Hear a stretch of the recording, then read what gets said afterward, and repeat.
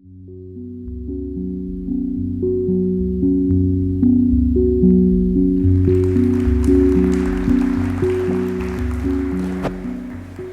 afternoon, everyone. I have a very short period of time to get through a number of slides, so I'm going to do it quickly.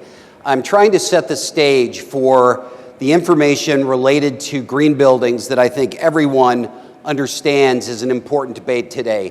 My colleagues that just traveled to Africa, to Durban, to the climate talks have come back saying for the very first time the world is taking the idea that green buildings can be a solution to some of the most important problems we have facing us. Clearly, the world's population is growing. We all know that that is something that is not going to slow down anytime soon. 50% of the world's population lives in cities. 2% of that is what occupies the actual space of the earth. And yet 2/3 of all energy use is in those areas, along with 2/3 of the associated carbon with that. 80% of the world's resources are used, again, with a 2% footprint of the people in those cities and more than 1 billion tons of waste annually.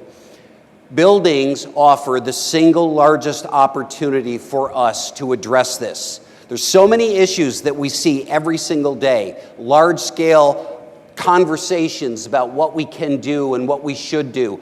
Ultimately, every one of us live in homes, work in buildings, shop in stores, send our children to schools, look at every building type. We have the opportunity to fix this, but only if the buildings perform. This is not a story of just buildings that are beautiful and don't perform. Other than if they don't perform, buildings become just sculpture. What we need are buildings that look beautiful, enhance our communities, and perform.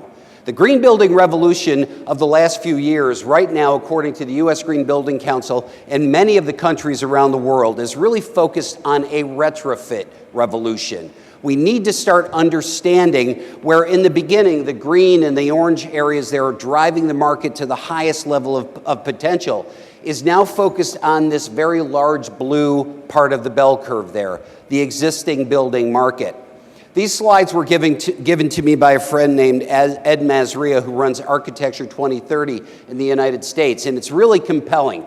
This chart is focused on United States consumption, but shows approximately 70 quads of energy use by the year 2050. Those are quadrillion BTUs.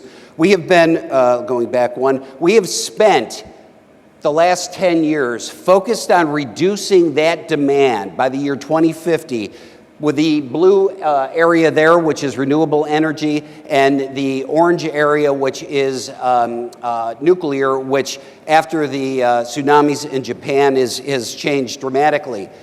But what we haven't focused on until now is the idea that through energy efficiency practices and our existing building stock in the United States, and I would argue that these slides are also applicable to cities around the world, that we have the opportunity to do some really dramatic changes. Right now in the United States, that kind of reduction in energy can put 23% energy reduction on the table, $1.2 trillion in savings. And with all of the problems the U.S. government has right now relative to our finances, the fact that we're wasting $1.2 trillion is inexcusable. 1.1 gigaton reduction of carbon and 900,000 new jobs created just because we choose to green our buildings. The U.S. Green Building Council has taken a very active role in the past 20 years, and we've developed a process and a system by which we can approach market transformation, primarily through our rating system called LEED. Now, you heard earlier about the rating system here, Estadama, and the Pearl system, a wonderful program that is helping to transform this market. LEED is primarily used in the United States, and about 40% of our LEED certifications are outside the United States. But if you look at the opportunity to build green, save energy, save money, create jobs, improve infrastructure, there's this wonderful cyclical opportunity in front of us. The U.S. Green Building Council now has 17,000 corporate and organizational members in 89 chapters around the United States. We have 60% of our LEED certifications inside the US, 40% outside. And when we start looking at the growth, where China, the emerging nations are growing in the years ahead, and looking by 2020 for the emerging nations to basically double what China is doing right now, we know that the way that we view rating systems in the US and outside the US is going to be critical to our success in everything that we're trying to do. LEED is our rating system developed by the US Green Building Council, and it's a wonderful system of looking at the opportunities related to energy and water and waste and materials and air quality and site issues and innovation. And when you start looking at a building that way, that's a really terrific opportunity. When you start looking at a city that way, it's an even better opportunity. The Green Building Council plaque, people have said to me, what is LEED? I don't understand what, and I'm sure my colleague gets the same question with the Pearl and the Estadama system. What is it? I love to show this very simple box of cookies. And I love to show the side. It has information that says how much fat or protein or carbohydrates or sodium is in that box. And as a consumer, you can choose to buy that based on your health, based on whatever values you may have. You may choose to buy it or not. But in most buildings that we've looked at in the past, we had no idea what is going on in those buildings until rating systems like LEED, like the Pearl system, systems that help enhance our ability to make better decisions.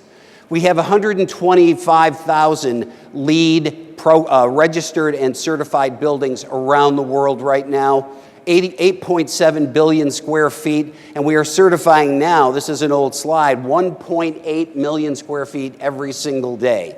That is how much people are starting to understand the value of the LEED rating system in the US, and most of our certifications today are for existing buildings. We also have 175,000 LEED accredited professionals. We call them LEED APs. These are people that have taken the time to invest in themselves in the training and understand the system and how it is applied to their jobs. In the World Green Building Council, we talk about voluntary certification programs. All around the world, there's a number of good rating systems, and what we try to do is encourage the growth of those rating systems, whether they be the BREEAM system in the UK or the Green Star system in Australia and South Africa, CASB in Japan, Pearl and Estadama here. There's a number of systems, and they are all good because they help people transform the way that they think.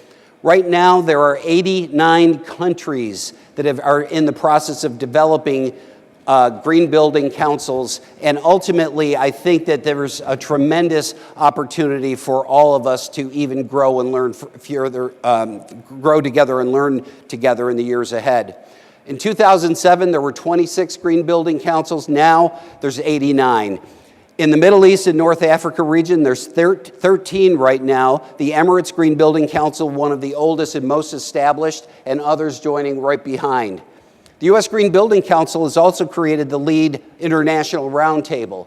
27 countries right now have come together to be able to understand how building a building in, say, the Middle East may be different than building a building in New York. And ultimately being able to select alternative compliance paths, individual credits that make it much easier and more effective to do buildings here than it would be to try to do a New York building here in this location.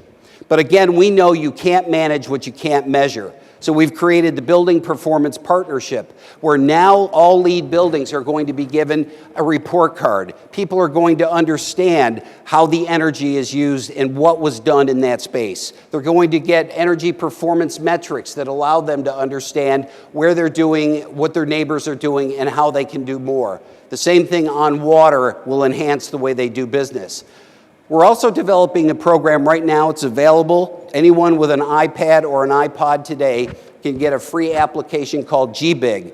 And GBIG is a way of understanding how, when you look at a particular building in a certain city, it can give you information that today you don't have. That information is critical to the ability for you to lease the proper space, to purchase the proper space. It's financing decisions, insurance decisions, if it's an idea of sending your child to school, all of the ways you select a building or real estate property can be given to you in a particular way. Most of it right now, if you look at the ideas of planning, strategy, modeling, all of the things surrounding a proper decision are mind-boggling. Most humans don't have enough time or resources to make that happen. So what we've done is we put it in a way that people can understand, and that's through the new and emerging world of apps. Applications that will be applicable to the kind of things and the kind of decision-making we want to make. So you can take your cell phone today with the GBig app. You can walk around in the United States, and eventually we will map every city in the world. But in the United States today, every city, the leaves that pop up there are essentially green buildings, LEED-rated buildings that have been certified. You'll be able to open up and expand that map and see the actual projects and what information is there. You'll be able to take it a step further and be able to look at the actual, in this particular case, the Chicago Center for Green Technology, and the fact that it achieved a LEED Platinum. You'll be able to then look at, this is the more expanded map with the dots. You'll select the dots. The dots will tell you that we achieved so many points in energy, water, materials, and so forth. You then have the ability to further select information that will compare your project against other projects in that neighborhood, your project against the national average, New York against California, a lot of different ways of applying that. And then looking at individual credits for energy and atmosphere and water use and all of the LEED criteria that would allow you to make the proper decisions. That is the way that the world is moving. We believe that all things are connected and no one thing can change by itself. A lesson that Paul Hawken taught us a long time ago. When we start to understand this, we know for the first time that these boxes that we work with every day are not just boxes. They're where people live, work, and play.